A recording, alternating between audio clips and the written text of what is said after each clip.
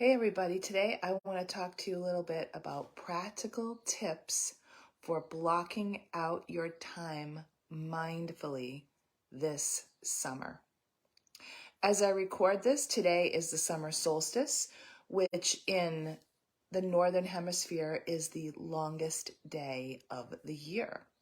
So it is timely that we put our attention on the summertime because at least where I live, this season is very short and very precious.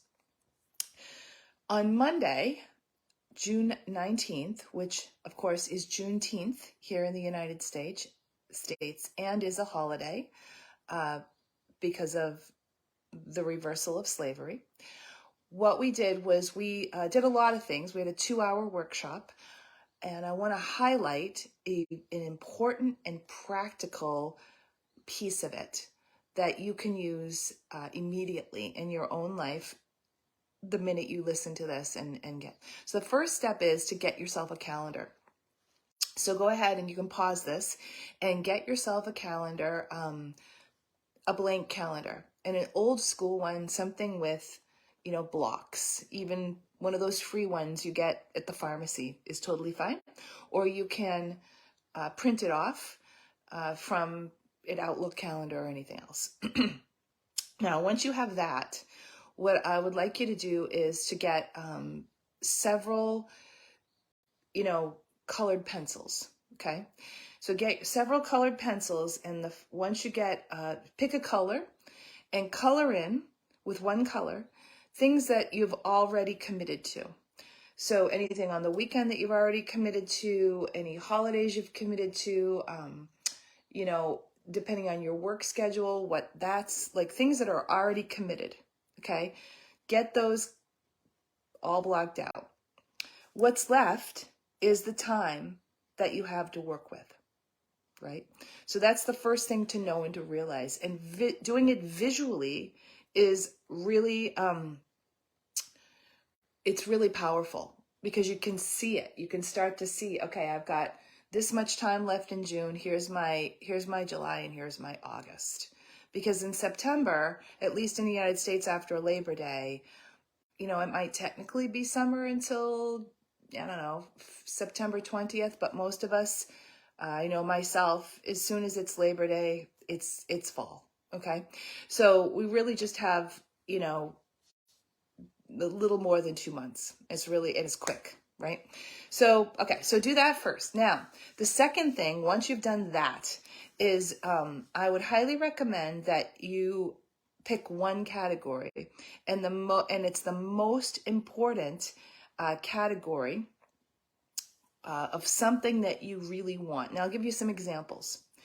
So in the workshop, I had people pick 3 categories, and the choices that I had people, start out with were things like beach, work, taking care of your children, doing fun things like going to concerts, planning for the fall, like whatever your categories are, okay? It doesn't matter.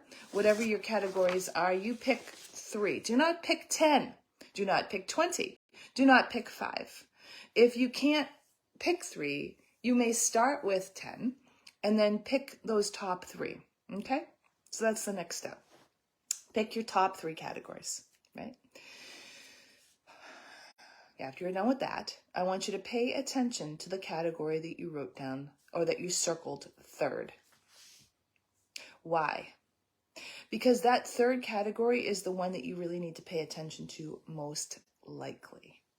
It is the one that perhaps, and based on the workshop and the results in the workshop, what I have found is that third category is most likely the one that lights you up the most and the one that you dismiss the most, or the one that's perhaps the most important for your health and well-being. And again, it's the one you dismiss the most. And that when you pay attention to that category, new and good things will happen in your life that will assist you in your overall goal and desire. Notice we've skipped the overall goal and desire piece. I talk about that a lot. I'm not talking about that today. So I want you to pay attention to that third category. Now, I will give you a couple of examples from the workshop. One person said that third one was self-care. One person said that third one was gardening. One person said that third one was creation, like, right, creation of something in that person's business. As entrepreneurs, I want to point out that self-care, hobbies such as gardening and creation are critical path items. Without creation, without self-care, without doing things like gardening, if that lights you up, without those things, it is easy for us to burn out. And perhaps the exhaustion you're feeling is because you haven't put that as a priority. So now that you've got that, your next step is to take that third category and start giving yourself, like, 3 to 5 bullet points as to what that might be. So, for creation, it could be something along the lines of, create my programs for the next 6 months. For gardening, it might be,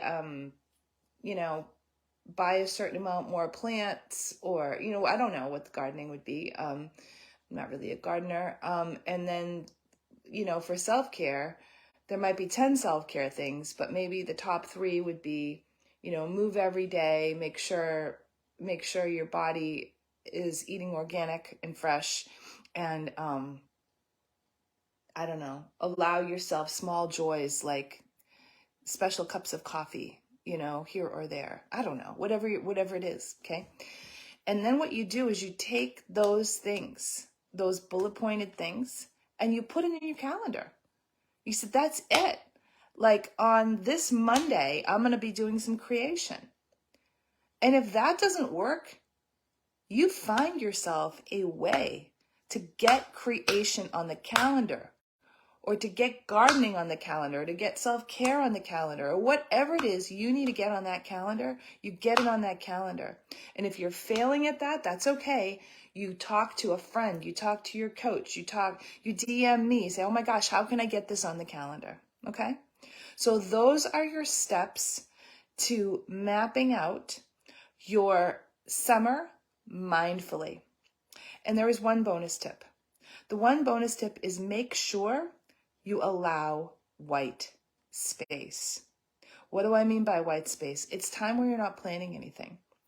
Because that white space gives you that stare out the window time. And that stare out the window time is, in fact, your creative time. So yes, you're in the example, you are in fact blocking out creative time, but also block out some white space time, because that white space time gets your mind flowing freely, and it gets your creativity big, and it also helps you feel really grounded. And you can't do any of this stuff very well without being grounded. So yeah, if you want a lot more of this, I am running a summer program. It is still possible for you to pop in, and the next session doesn't even start till July 20th, so you have some time. And if you are listening to this after the solstice weekend, let me try to think, be after the 26th, I guess, of June, then the good news is you got some time. You can listen to the recordings, and you can also then jump in on the 20th of July. We're going to run it some Thursdays starting on the 20th of July, so that your summer is not wasted and it does not go through your fingertips. And you wake up on Labor Day, if you're in the United States, and you feel like, I did it. And that's how I want you to feel. Talk to you soon.